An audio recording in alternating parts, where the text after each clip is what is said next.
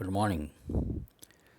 मैं Sumit ई-एन3 advance signals में आपका स्वागत करता हूं।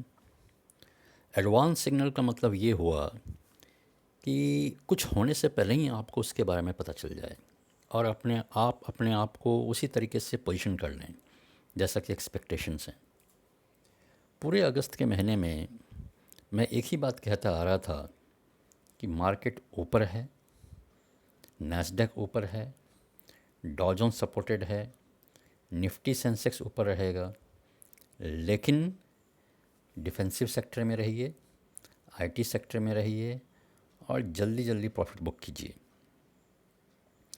कल की क्लोजिंग निफ्टी की और सेंसेक्स की एक करेक्शन नहीं है, एक ट्रेंड रिवर्सल का इंडिकेशन है।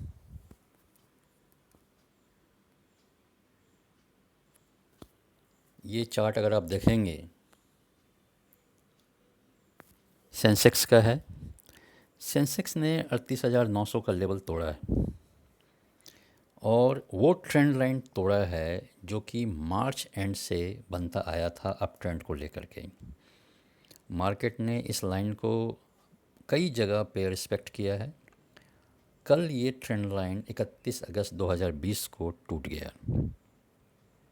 मोस्ट लाइकली 70-80% चांस ये है कि मार्केट नीचे रहेगी, बार बार वापस आने की कोशिश करेगी और वहाँ पर सेल ही होगा।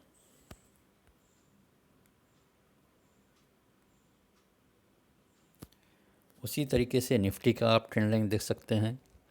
निफ्टी ने भी 11,500 पे अप ट्रेंड का लाइन तोड़ा है। इसका मतलब ये हुआ कि ट्रेंड रिवर्सल हो गया है।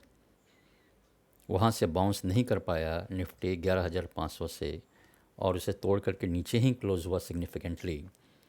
तो इसका मतलब ये है कि सेलिंग हैवी थी और ट्रेंड रिवर्सल हो गया है।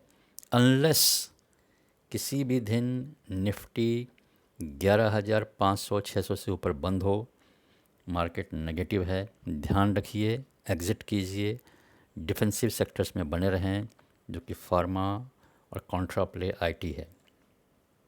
मैं बार बार बोल रहा हूँ, एक पॉसिबिलिटी है करेक्शन की मार्केट की और ये पॉसिबिलिटी कल शुरू हो गई।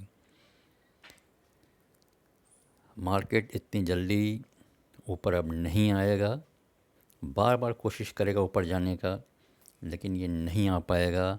सेल करें, बाहर निकलें, डिफेंसिव सेक्टर में बने रहें।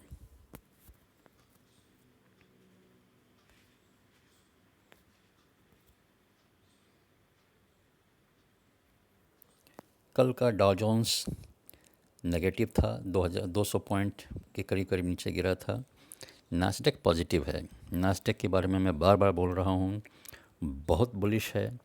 जितना भी बिज़नेस है वो सारा बिज़नेस ओल्ड इकॉनमी का न्यू इकॉनमी में कन्वर्ट हो रहा है। ये बात हम लोग शायद नहीं समझ पा रहे हैं, लेकिन अगर बिज़नेस को सरवाइव करना है आने वाले समय में तो ओल्ड इकॉनमी को जितना पॉसिबल हो सके new economy online internet based convert करना पड़ेगा। वही फ्यूचर दिख रहा है और है।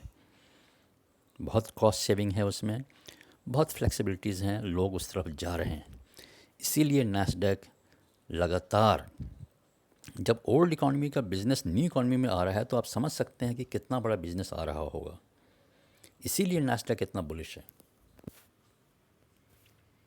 फ्यूचर्स देखेंगे ऊपर हैं करीब करीब एशिया में, पूरे एशिया में निकी, हैंगसेंग, कॉस्पी, सिंगापुर हो या निफ्टी हो, सब के सब 0.5% के आसपास ऊपर हैं। और डेफिनेटली ये एक्सपेक्टेड था, जब 1,000 पॉइंट सेंसेक्स गिरेगा तो 200-300 पॉइंट की बाउंस होगी।